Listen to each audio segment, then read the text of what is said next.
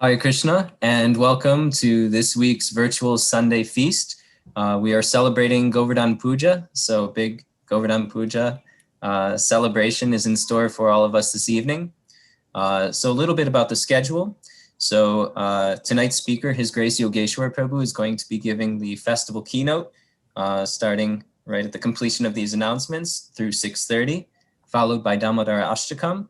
And then we're going to be switching over just to YouTube for live streaming from the temple, where we will get to witness Arti and Kirtan.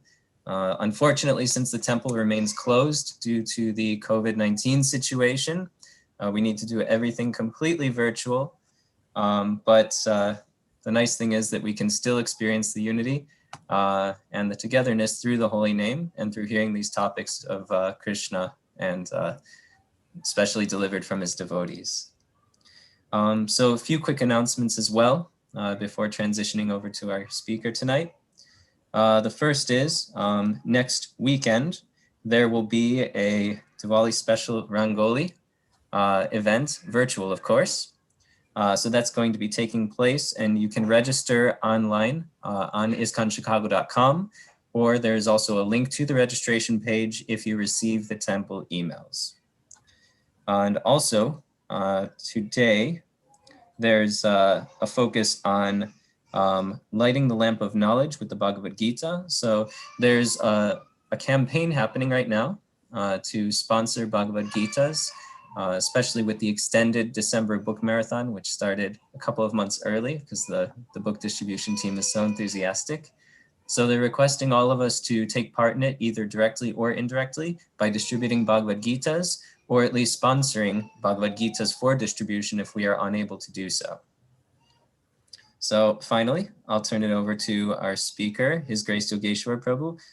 Many of us may already be familiar with him. If you're not, he's a fantastic devotee who's come and spoken to the Chicago congregation in person on several occasions.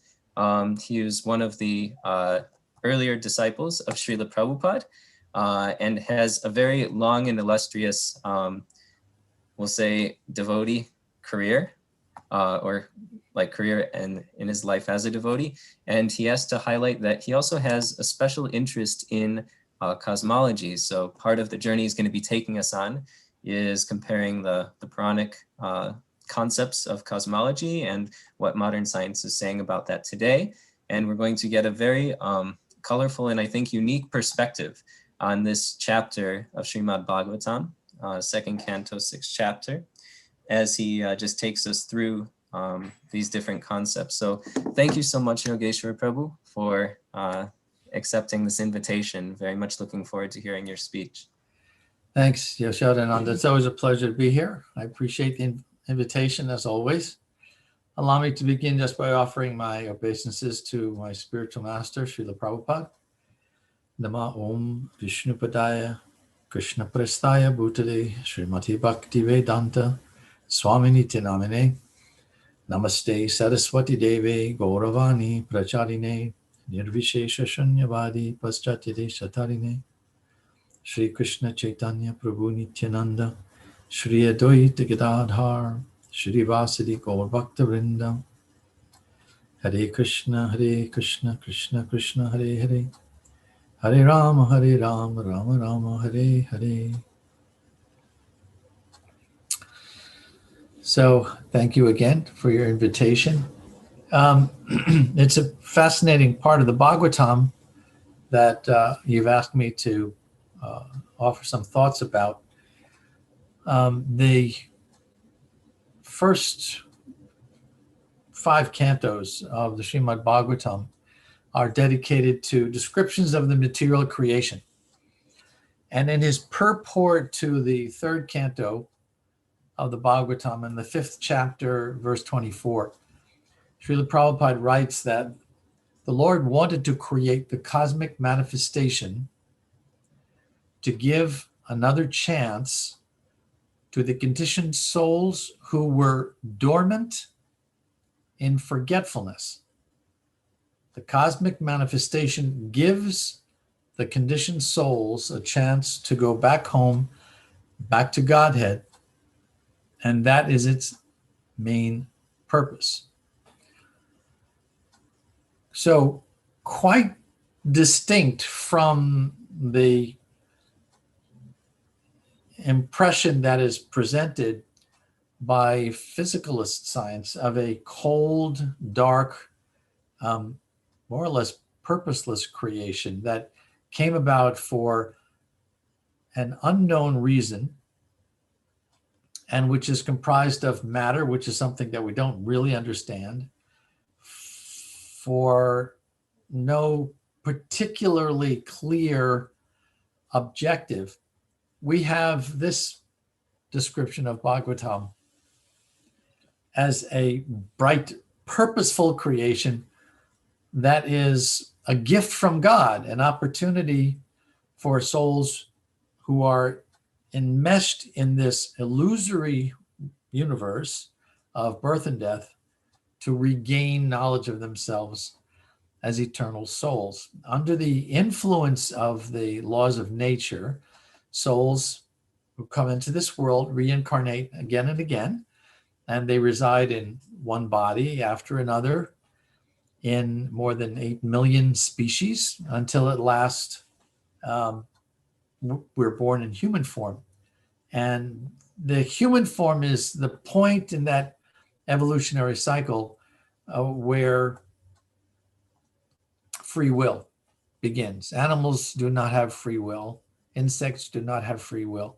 They follow their biological natures, which is why there is no karma for animals. Animals have no karma because there is no conscious intent that can be ascribed to anything other than their special impulses.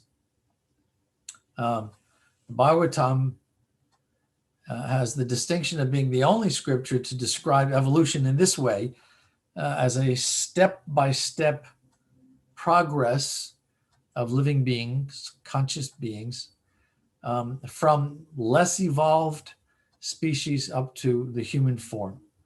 And again, it's in the human form that we have a sufficiently developed intellect to begin inquiring, who am I? Where have I come from? Where am I going? Is such self-awareness possible in other than human form? Occasionally, yes. Occasionally we hear stories or discover evidence of animals and objects that are sentient from within the natural world, trees and so on, having some indication of self-awareness. But those are rare exceptions. So in this chapter 2, Parikshit Maharaj is inquiring from Shukadev Goswami, please explain how the Supreme Being expands as the material creation. And that, you know very well that within Bhagavatam, there's stories within stories within stories. So in chapter 5, the chapter preceding the one that we're discussing here this evening, Narada Muni asks his father, Lord Brahma, what is the background to the universe? How was it created? What is its purpose? And Brahma speaks to his son, Narada, describing that the purpose of this universe is to know God. The creation is an arena, an opportunity, a laboratory in which those beings who have turned away from their original transcendent nature can revive their original Krishna or God consciousness. So now in this 6th chapter of 2nd canto, we're getting an idea of how to meditate on the universe as the cosmic form of God. There's a verse, again, going to the 5th canto. These first 1, 2, 3, 4, 5 cantos, again, they're a study in the material creation and how to perceive that creation through the eyes of devotion.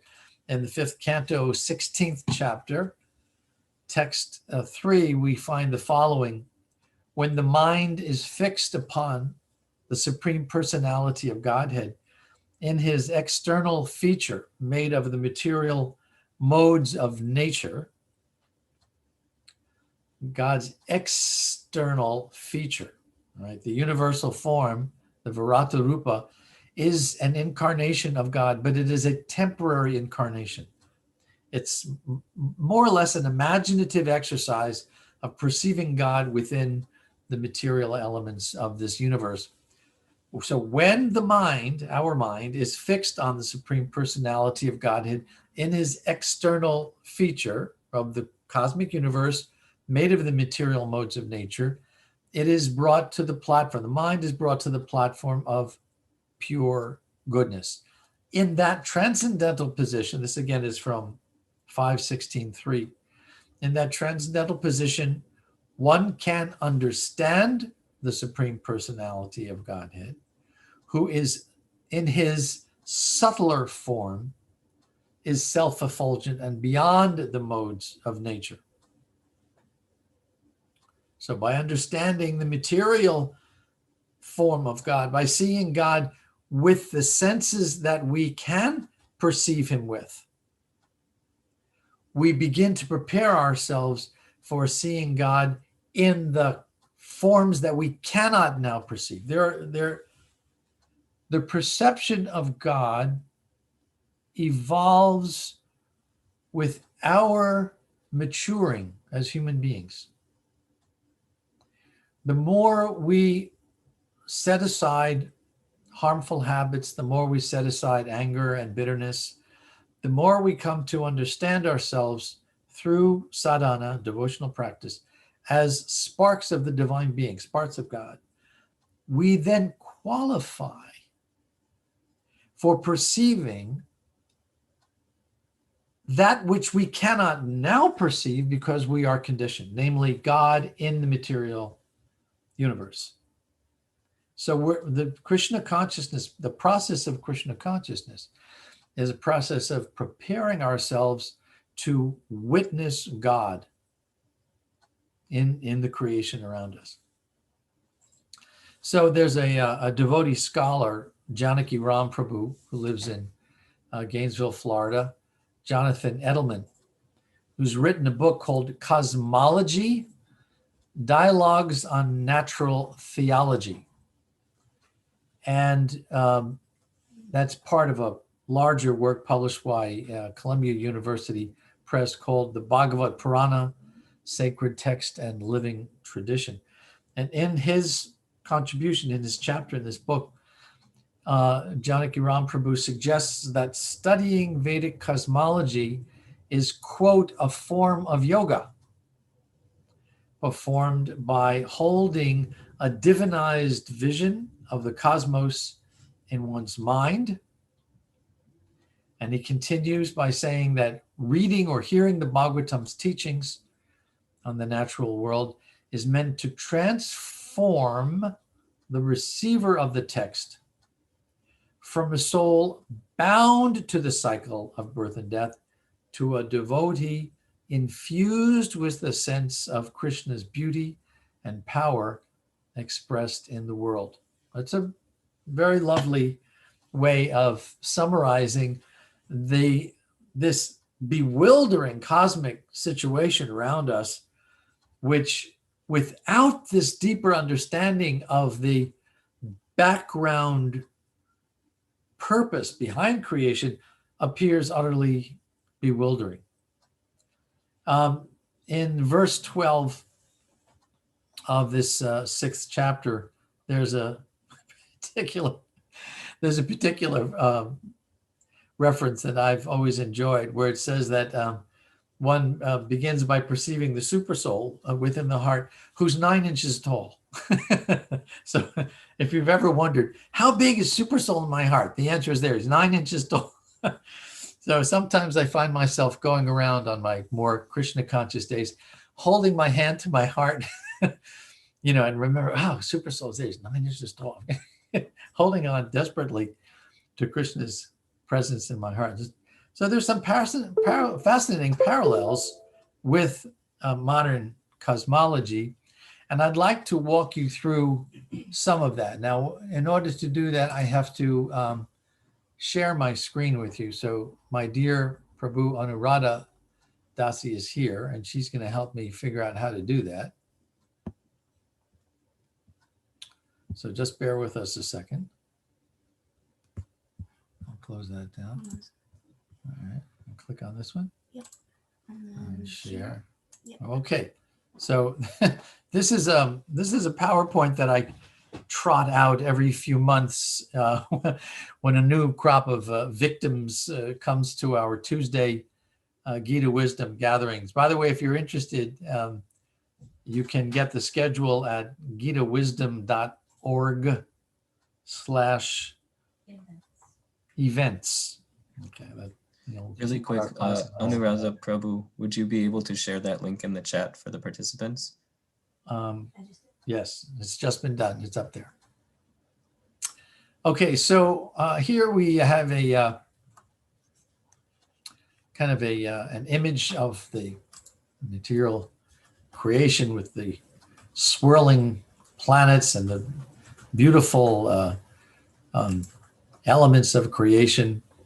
And this is the first realization in understanding Krishna within the cosmic phenomenon, that what we see with our limited material eyes and what we can theorize with our limited imagination is only a part of a much larger creation. There's something beyond this manifest universe that's described in Bhagavad-Gita. Parastasmat tu bhava anyo vyakto vyaktat sanatana. There's a realm, a much larger realm, which is the spiritual creation, self-luminous, etc.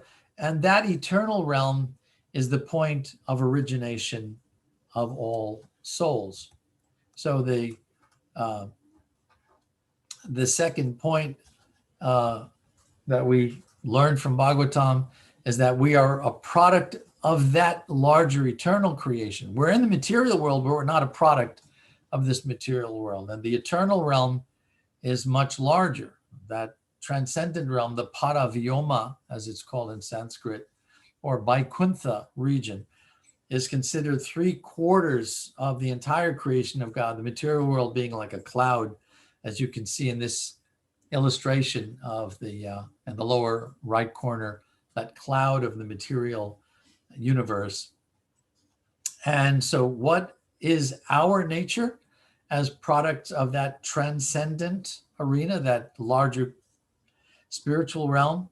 Well, we learn from Bhagavatam and Bhagavad Gita that consciousness has shape, that the core self, what we really are, is personal. It has shape, it has form, it has qualities, and we share the qualities of that transcendent realm. What are those qualities? Eternity, knowledge, and bliss.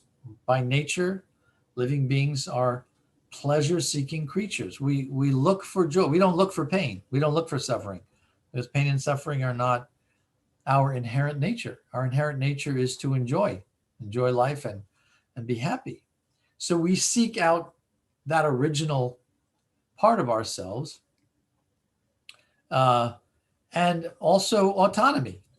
We have the opportunity to choose which nature we'll be in, that eternal nature or the material nature. So to accommodate souls seeking to live apart, this is interesting. I asked Prabhupada one time, if everything's so, by the way, I turned 70 this year, and my great joy, my great blessing in life was that I joined the temple in London when I was 19 years old. It was December of 1969. And over the course of the next 8 years until Srila Prabhupada passed away from this world, I had the chance to spend a lot of time with him. And I took advantage of every second, and I would ask him all kinds of things. So one time I was with him and I said, why is it that if that eternal realm where we originally come from is such a beautiful perfect place. Why would anyone, want to come to Chicago? I mean, what's the benefit in that? So he said, you can think of it this way, that if there's a wealthy person who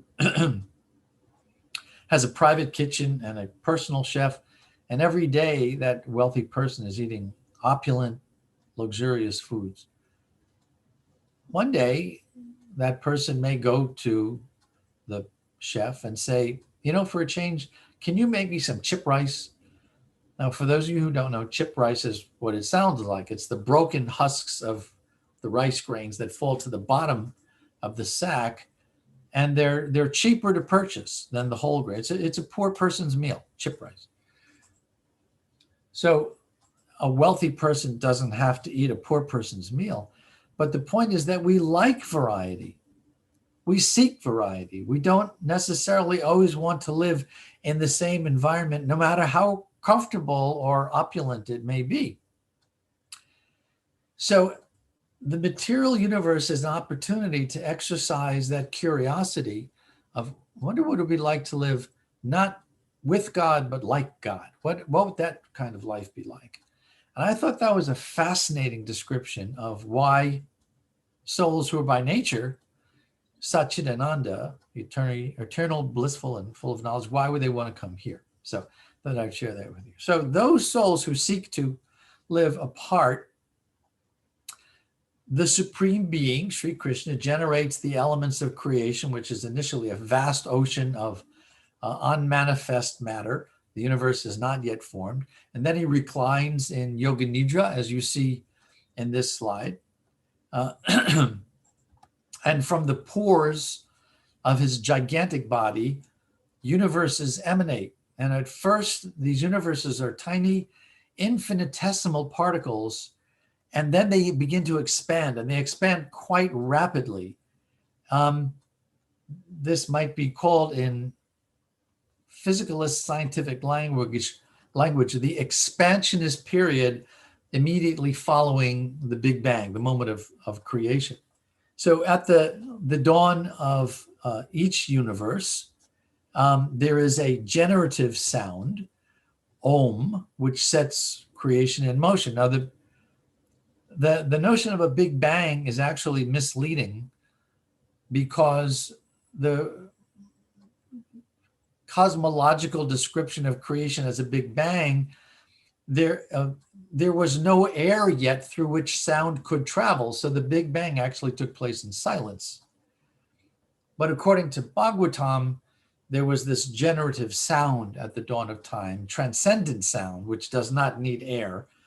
The Om Pranav Omkara Om, which sets creation in motion. So sound is the primordial element according to Bhagavatam. And after Om, there are the various elements. The elements of creation emerge in a chronological sequence of subtle to gross, which is why mantras are so powerful. Sound is at the heart of everything. It's the most subtle of elements, and therefore it can penetrate through all of the other elements.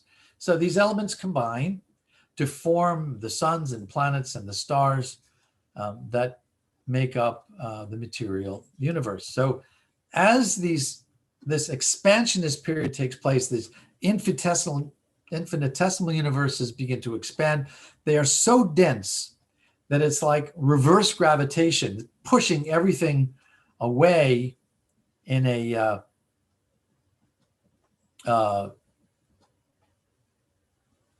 what you might call a cataclysmic explosion, a dramatic expansion that becomes the visible universe around us. So the current thinking about cosmic origins really is nothing new. There are similar descriptions in the Vedic texts dating back thousands upon thousands of years. So science, in a sense, is not discovering the nature of creation. It is rediscovering what was already described in the ancient Sanskrit texts. So then, according to the Bhagavatam description, the first created being, Brahma, emerges from this gigantic body of Mahavishnu. and Brahma codifies his realizations of creation, the purpose of creation, the nature of life in this world, how to navigate the cycle of birth and death here so that you don't become too entangled, and how you can eventually return to that original spiritual realm. And this knowledge he passes along from teacher to disciple, down through the disciplic succession. And I found this letter from Srila Prabhupada describing how we should respond to this amazing narrative of the unfolding of creation. This is from a letter from March of 1969. So some still the early years of his time here. He wrote to one disciple who was asking about the scientific side of things.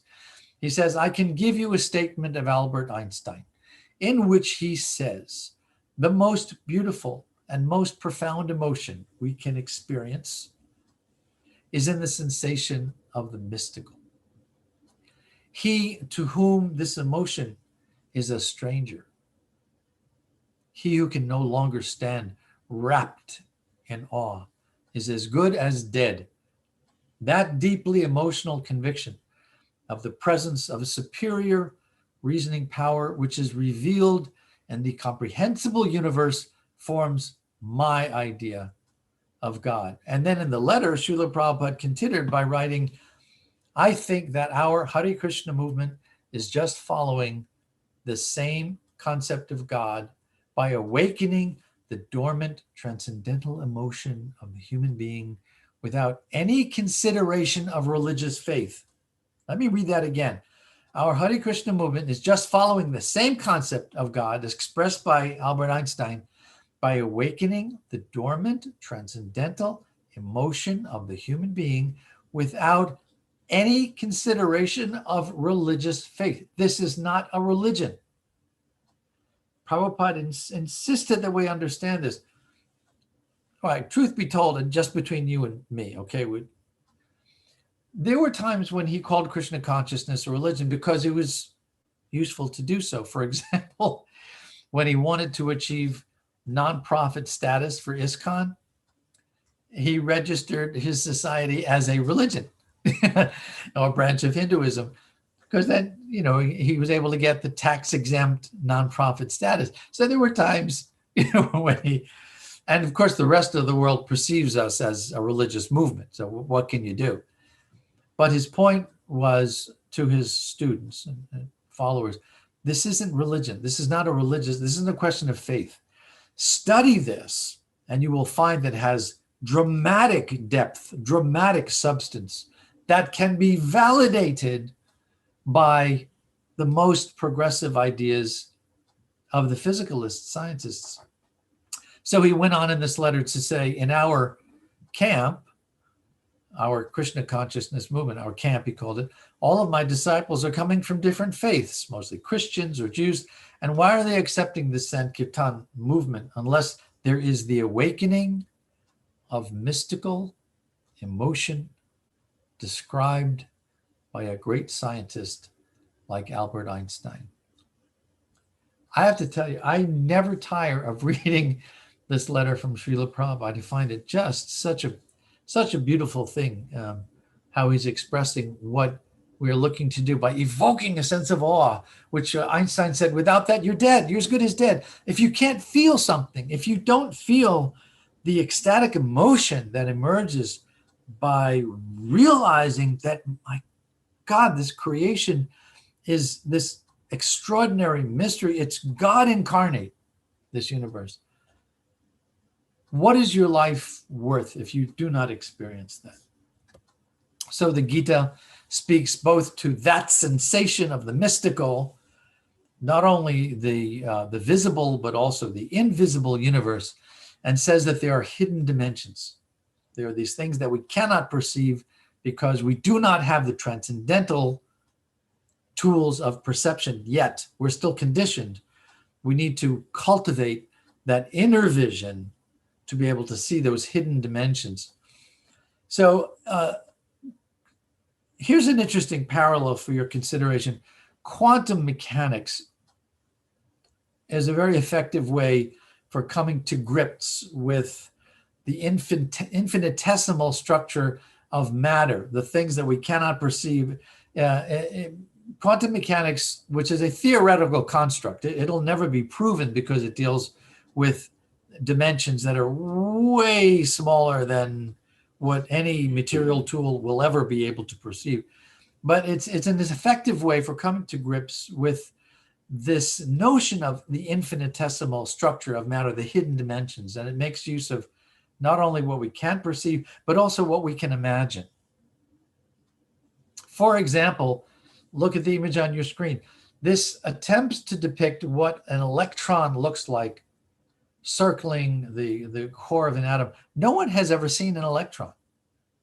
It's a theoretical idea, just as no one has ever seen a soul. They're too small, but they can both be known by their symptoms. For example, if you project an electron through liquid nitrogen, right, it leaves a trail of bubbles, like a jet plane passing in the sky leaves that white cloud of fumes behind it. So you may not be able to see the jet, but you can see those fumes and know it has passed through.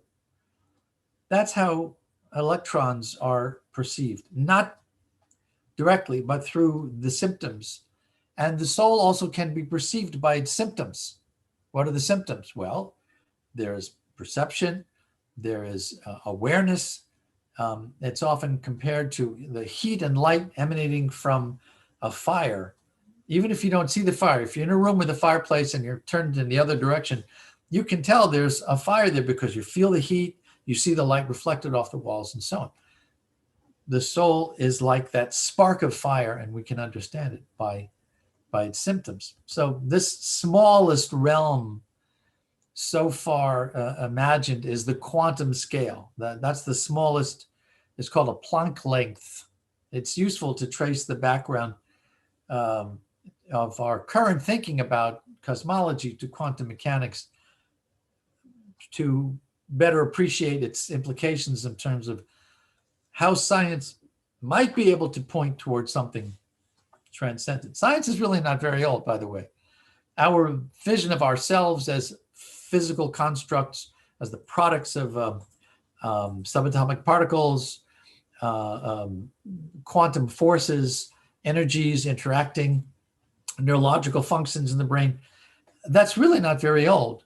And to better appreciate the implications in terms of how science can point to something transcendent, we can just take a quick look at the history. Science is the product of 17th century Enlightenment thinking, which saw the universe as this fantastic machine, like you see in this image here on the screen, this amazing, fantabulous machine that whose workings can be described with mathematically precise formulas. That was the turning point there. One of history's most influential scientists, Sir Isaac Newton, was an English physicist and mathematician, and he discovered laws of motion and gravity and applied them to movements of the planets and the moon.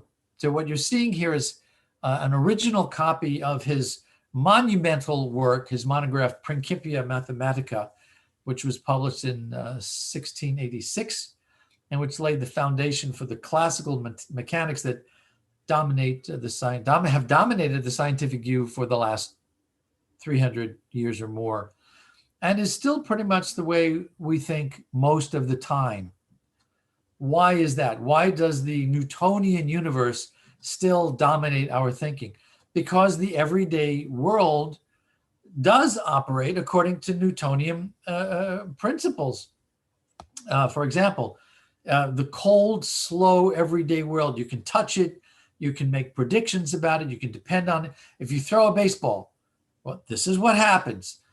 There's a certain amount of speed, of momentum. There's a trajectory of that ball, and you can calculate mathematically where that baseball will land and in how much time.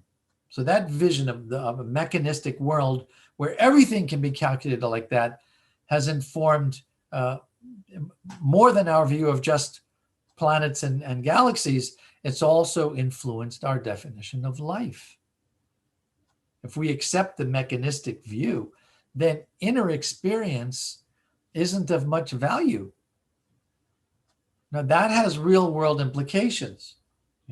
If life is nothing more than a mathematical construct, then how we conduct law, how we conduct our ethics, our patterns of behavior, our treatment of animals, our treatment of other human beings, all of these things are influenced by this kind of biological perception that life is nothing but chemicals. Therefore, this group of chemicals is superior to that group of chemicals.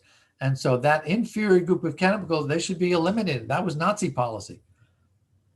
The whole National Socialist doctrine was predicated on a Darwinian view of life in higher and lower strata, survival of the fittest, and therefore these human beings, which are not really human beings at all, they're more like bacteria, they have to be eliminated. These Jews, these Gypsies, or Roma and Sinti, as they're more properly called, the gay community, socialists, these are all inferior beings, and they have to be destroyed because they're infecting the superior Aryan social body.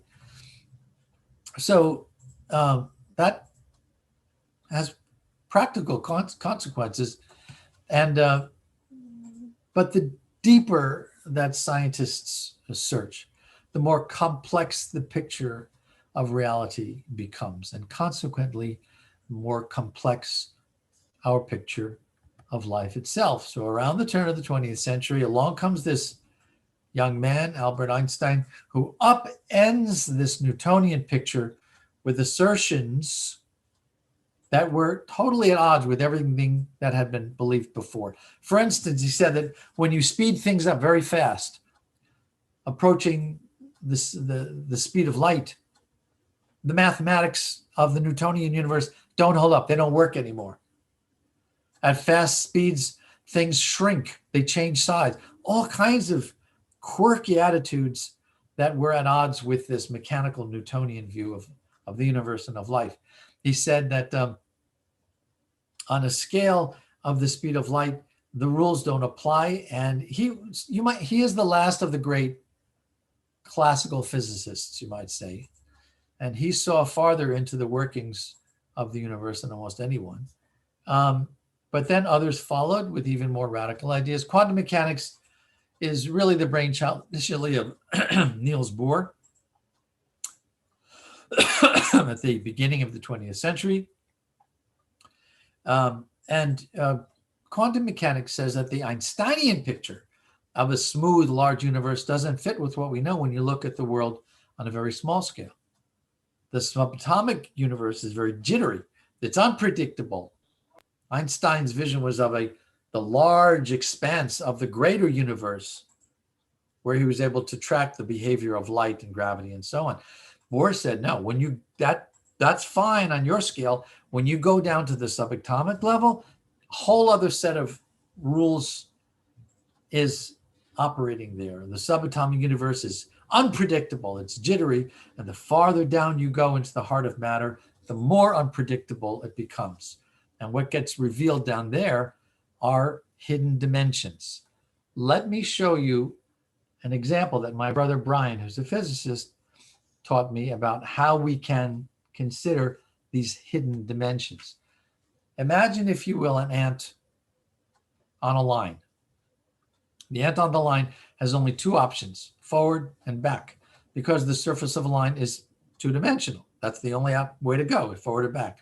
Now, if you were to move up closer and discover that the ant is actually walking on a length of garden hose, then the surface of the hose is curved. So now the ant has a third option, not only to walk around the hose, and a fourth option to walk around the hose in the other direction. That forward and backward dimension is visible because it's long and extended. The circular dimension is harder to see because it is short and curled up. And there are even more dimensions if you were to cut a hole in that length of garden hose. Now the ant can go inside and explore even other. So these are those hidden dimensions that we cannot perceive because they're too small for our instruments of observation. So by magnifying the space, of going deeper, deeper, deeper, deeper, if we get a sense, we can get a sense of some of those curled up dimensions of the ultra microscopic properties of matter. And each subsequent level in this illustration that you're seeing here represents a huge magnification of the spatial fabric. And at the very high end, when you go very deep, it's actually reversed. If you look at the top, that's the most magnified view of the heart of matter. We discover that the universe has these hidden dimensions that are too small to detect.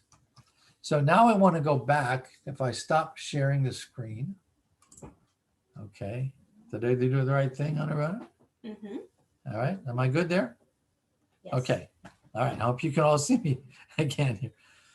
So the idea in kind of bringing these two perspectives to you this evening was to suggest that it was to underline Srila Prabhupada's point that the Bhagavatam is not religion, that it is actually an extraordinarily profound revelation of the hidden dimensions of the universe that cannot be perceived with material tools. How do you perceive them? By developing spiritual tools.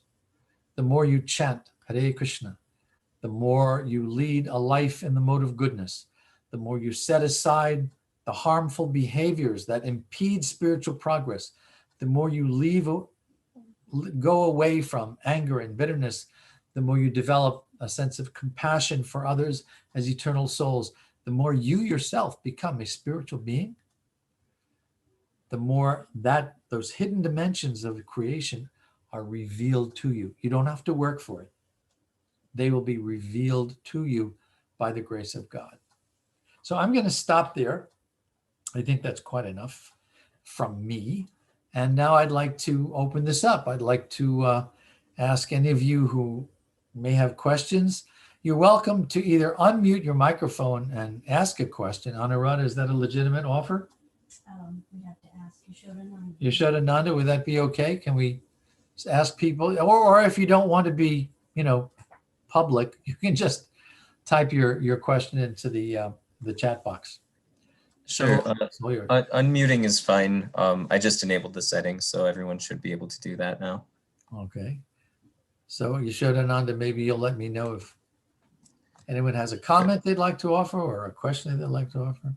If not, I can prattle longer.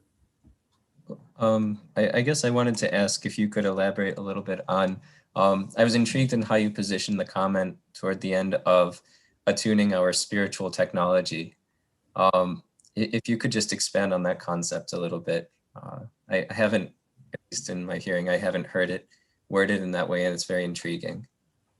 I will, but it might be a little unexpected. I'm not sure. I don't know if you had something in mind when you asked me that, but this is something I've been thinking a lot about lately. I talk with devotees. I'm invited to give classes. You hang out in Krishna consciousness long enough, people hear your name, they invite you to give a class, whatever. I meet or speak with or get communications from a lot of people who are actually having problems in Krishna consciousness. They're having problems. Why? Because there seems to be, in many instances, a disconnect between the elegant, inspiring, beautiful image of the Krishna conscious world that we read about in scripture and the reality of it on the ground. That very often the institution of ISKCON can be difficult.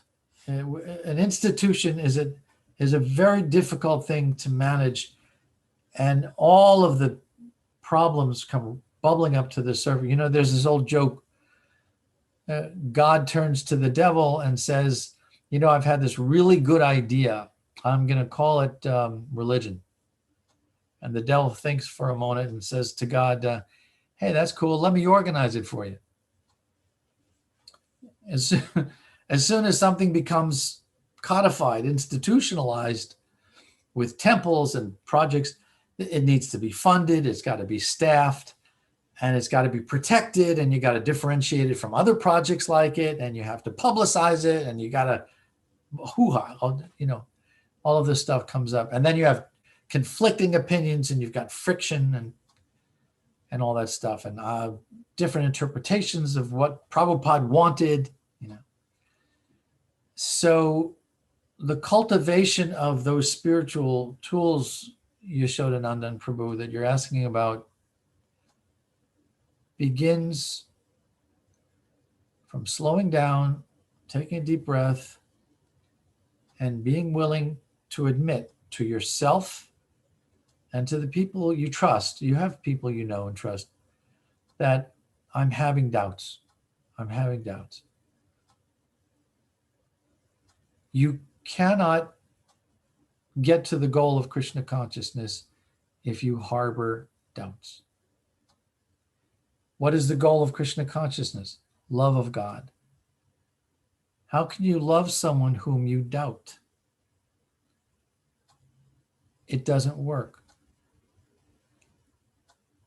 So I find lately that I've been spending a lot of time encouraging people to admit to themselves, I have a problem. What kinds of problems? Well, I don't feel accepted for who I am. I don't believe that so many people voted the way they did in the election. I have a different kind of lifestyle and people reject me for it. Or how can there be a Krishna when you look at the world and there's so much pain and suffering?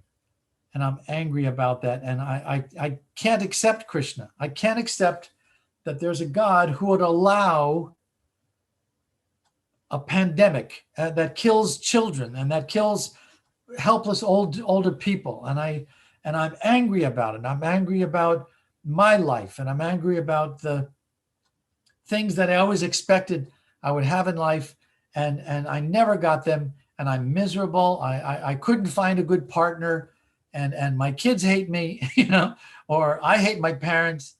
And it's Krishna's ball game. Why did he set it up like this? He could have made the rules different. So I'm having a problem. I don't even know if I want to know Krishna anymore. I have people talk to me like this. So how do you cultivate those tools of spiritual perception? The first step is to be honest with yourself and be able to say, you know what? I'm not making any spiritual progress because I have these things that I haven't admitted. I haven't admitted them to myself. I haven't admitted them to anybody else. And I have to be able to do that. So I very much admire, for example, what my son Namanrita has been doing in Alachua, setting up what he calls the Community Development Initiative, which creates these kind of modules, these groups, projects that people can come to with their particular skill sets, their particular interests. And from what I'm understanding, a very big part of the success of that program are there's a men's sangha, a women's sangha. There are groups where everything is spoken about in confidence, and you don't reveal it. You don't talk about it outside your circle.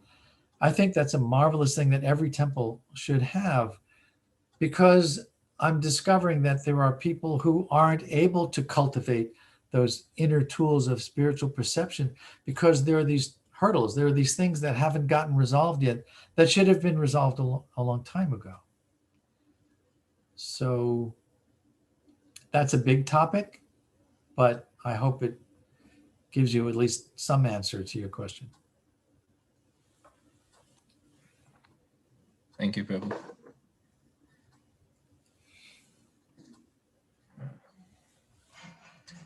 If there are other questions, please feel free to either type in the chat or to unmute yourself and present the question.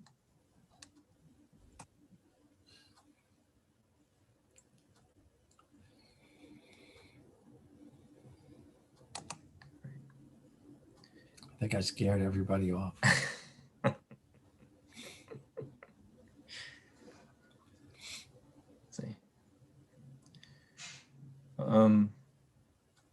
I I guess if there are no other questions, generally one thing I invite you is the speakers to do is if there are kind of closing thoughts or main takeaways. No. You're not going to get off that easy. I don't know how many people we've got on this thing here, right? I refuse to accept that after all this stuff that I've been throwing out there, that nobody has anything to say. I refuse to accept it. So get over yourself, unmute your mic, and speak up. Otherwise, I'm never coming back. I'm serious. I'm not kidding. People just like, it's Sunday, it's a Zoom. I'm just gonna whatever. I'm gonna hang out. I'm like, I want to hear from you guys. How am I doing? Is this interesting to you? Is it anything new? Have you heard it all before? Are you so self-realized that you have no doubts? Come on, we've been talking about a lot of stuff here. Anybody? The first person to speak up, I will send you a free copy of my biography of Srila Prabhupada Swami in a Strange Land. Now, if that doesn't get you to unmute your microphone, nothing will. Come on, a freebie. First person. Oh, someone is saying cannot unmute, so let me unmute. Let's see if that's Kayeshwara. All right, we have a winner. Okay. And the winner is? Thank you, Prabhu. This is Kayeshwari Radha. It was a very interesting lecture. It was really, really interesting. Thank you. Yeah. That's it? Oh, okay. I'll take. Well, yeah. Well, I I have questions, but I've not formed them in my head yet. Maybe I'll send them out later. But yeah, it was I'll tell you what. Form it however you want to.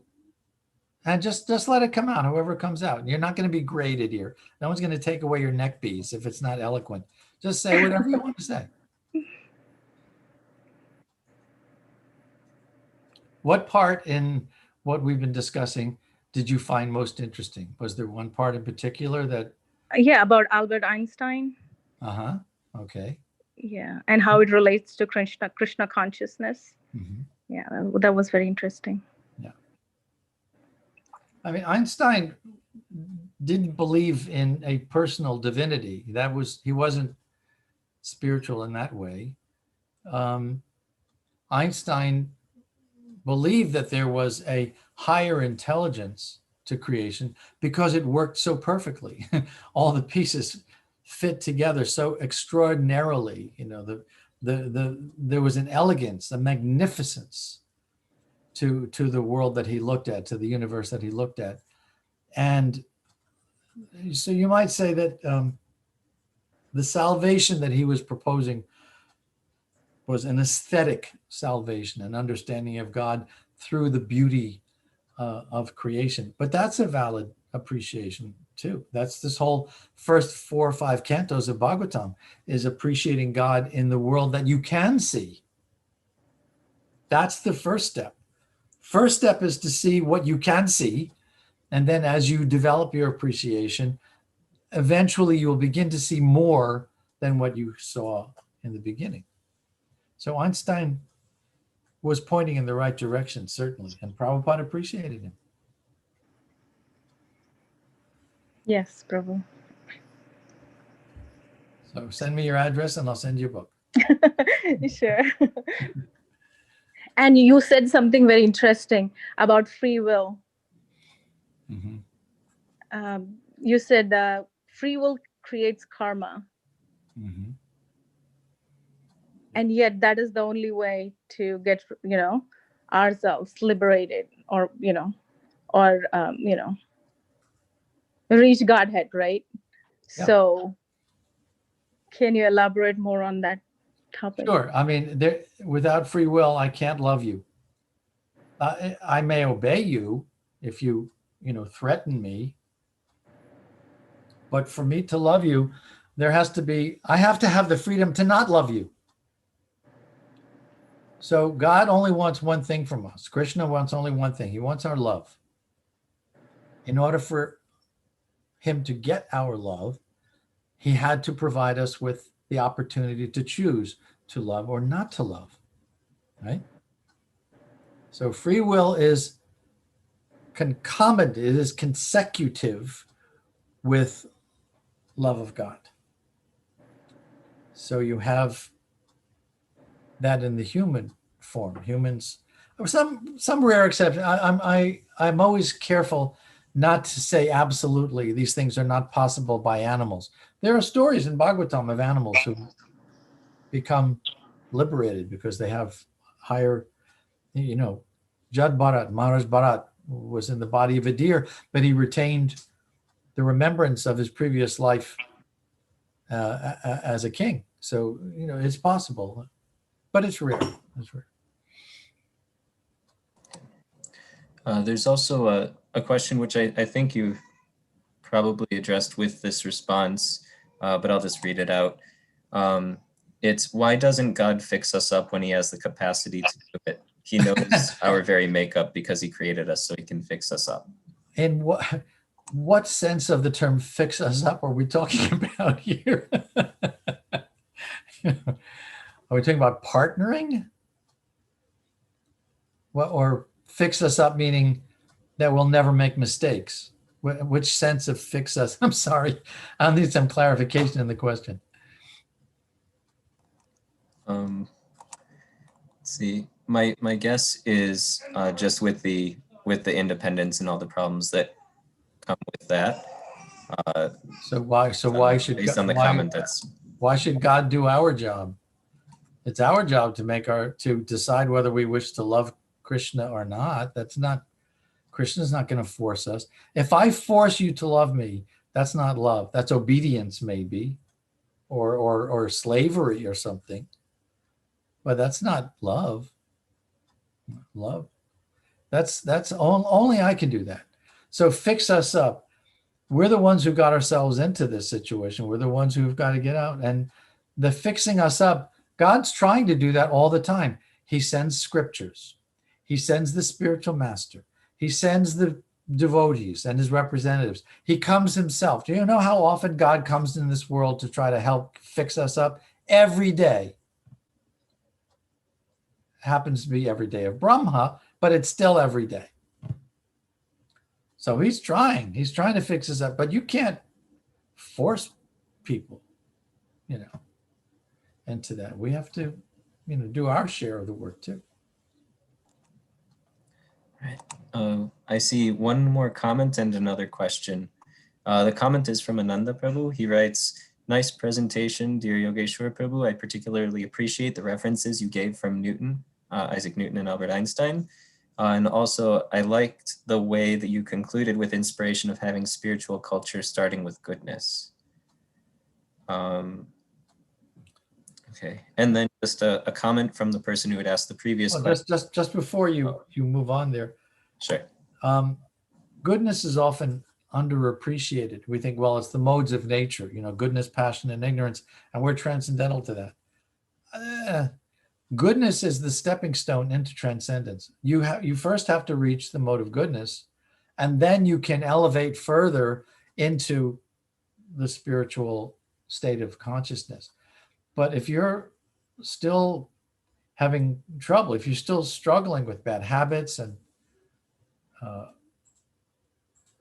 frame of mind and behavior that is kind of anchoring you to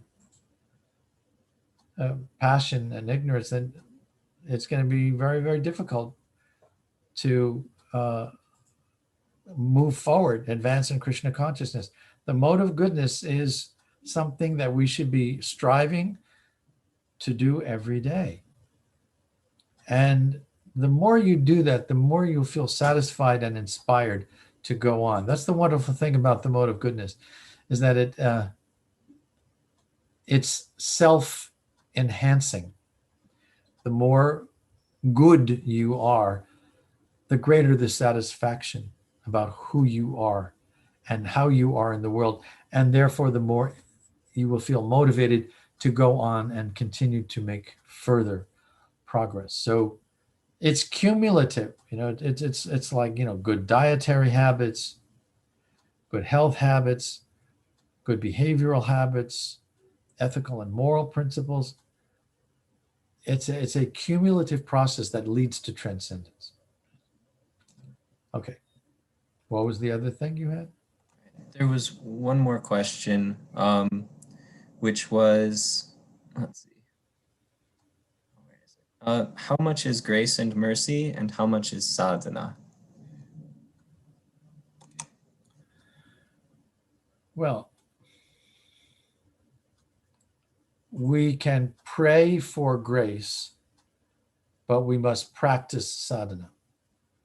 Don't think that, I'm gonna be so cool, a devotee, that God's grace will descend on me. My spiritual master's grace will descend. That's nice if it happens, but you can't great. Prabhupada used to quote Shakespeare from Merchant of Venice. The quality of mercy is not strained. It falleth like the gentle rain from heaven to the earth below. Mercy is the prerogative of the mercy giver. You can't force that. You don't have control over that. What you have control over is your sadhana, your daily practice. We practice our sadhana and we pray for grace. We pray for God's mercy.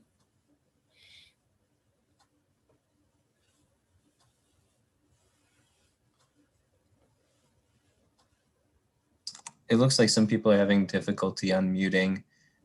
So I'm going to turn it over to Sister Sue Kadusky. You should be getting a request to unmute. I'll try that again. Okay, I'm here. I have questions. You were talking, about Einstein, and there are a lot of other scientists who know the presence of God through the work that they do. I can't remember the guy who was so in touch with everything, and he gave us Niels Bohr from quantum mechanics. No, the other one. He was crippled in a wheelchair because he got some disease, but he was actually coming Stephen up Hawking. with Hawking. That's it. He was actually coming up with a religious understanding of the universe as it was, especially as concerned black holes. But what I find my problem is I can understand it much more spiritually, but I am not able to understand it as a science, of the things that they're talking about. So it's kind of hard to relate to all of this. The scientific explanation of things is fascinating, and it's very engaging and very satisfying because it's unraveling mysteries, and that's very rewarding. Stephen Hawking used to say, we don't need mysticism, we have the math. To which the mystics would probably reply, we don't need the math, we have the mystical experience. Mm-hmm. The scientific side is fascinating, but because science a priori sets parameters around itself, that we will only deal with matter. That's the starting point of science, is that there is only matter. There is only what can be quantified, experimented, measured, theorized, and we will make no reference to transcendent causes, divinities, eternal souls, reincarnation. All of that stuff is just wishful thinking and has nothing to do with science. That has to be understood. There's a strict boundary around the world of science, and any information that tends to point outside those boundaries is considered unacceptable by the scientific establishment. There are some changes occurring to that because the limits of science are forcing us to consider that there might be something else, but it's just beginning. That's a work in progress. The other thing is, we as a species, when we started out, we didn't understand any science. We were all spiritual. Everything we did was a spiritual act, and Right. we thanked our gods for what they did to give us the food from an animal. We buried the animal in a sacred ritual. So all of it was not scientific. And then all of a sudden, somebody opened our minds. Yeah, no, the original peoples, the wisdom cultures, the spiritual traditions, the faith communities, they had an inherent intuitive sense of the divinity of creation and all life. And it's been since the Enlightenment that science has been on the rise, in large measure because science, what does science have going for it? Technology. And technology gives us stuff. And we got stuff now. We've got machinery, and we've got medicine, we've got this and that. And so science is has been on the ascent for a long time. Unfortunately, that we're out of time here. And my goodness, how quickly time flies when we're having fun.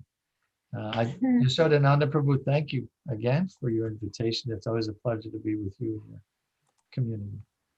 Thank you so much, Yogeshwar Prabhu. Very grateful to you for addressing us, and also really stirring the pot to get some great discussion questions. Takes a little stirring. I'll have to send this as an example to some other speakers as well, so we can get this going. Just promise them from some free merch, and they'll unmute about that. Thank you so much, Yogeshwar Prabhu, and I'll invite now Mukunda Prabhu and Shruti Mataji to lead us in Damodar Ashtakam. Everyone on this call, you are welcome and encouraged to stay on. Though I request that please keep yourselves on mute. Unfortunately, one of the things about these virtual sessions is call and response. Kirtan doesn't work so well. So please stay muted. You can turn on your cameras if you like. Thank you again, Prabhu. Hare Krishna. Yashodananda Prabhu, are you able to hear us? Yes. Okay, cool. So we'll begin now then.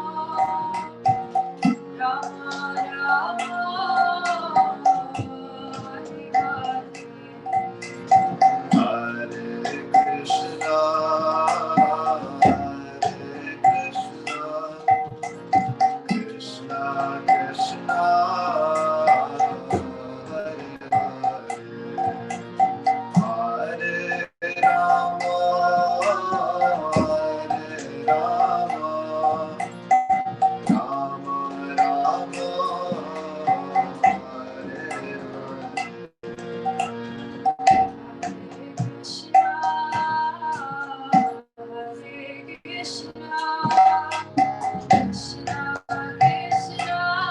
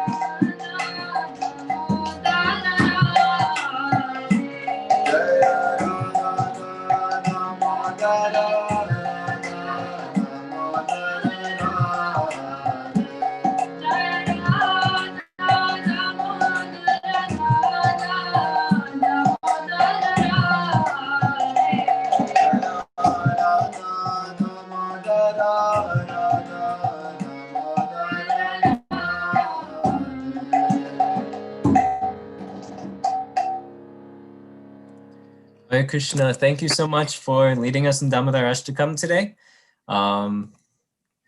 Also, just an announcement, I put a message in the chat, but the Zoom portion of this festival will be ending. So request to please just transfer over to the ISKCON Chicago YouTube channel, and a new stream will be starting that's broadcasting directly from the temple.